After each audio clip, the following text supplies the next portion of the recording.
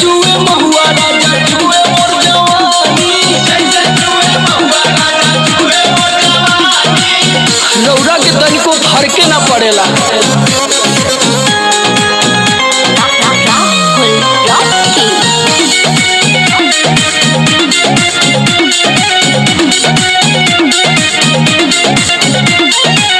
चैती बयरिया मचौले बतबाही, लस लस देह करे आवेला जम्हाई।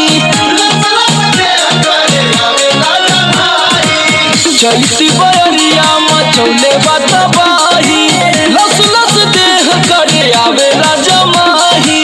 कैसे बताई कैसे जाके दुख अपन राजा हम बखानी, और कैसे जाके दुख अपन राजा हो बखानी।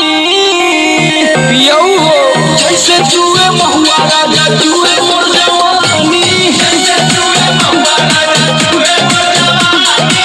जैसे चुए महुआ राजा चुए मोर जवानी, जैसे चुए महुआ राजा चुए मोर जवानी।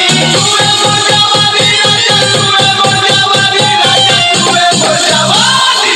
हाय रे गरमिया छोड़ाई देला पानी, हाय रे गरमिया छोड़ाई देला पानी। जैसे चुए महुआ राजा चुए मोर जवानी, जैसे चुए महुआ राजा चुए मोर जवानी। लागता कि सब लुटा जाइए राजा जी।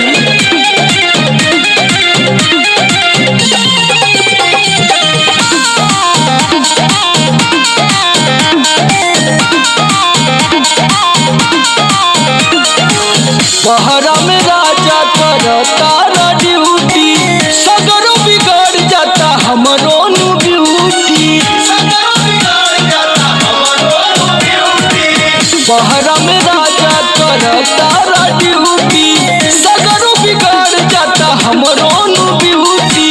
नाश होता राजा जी।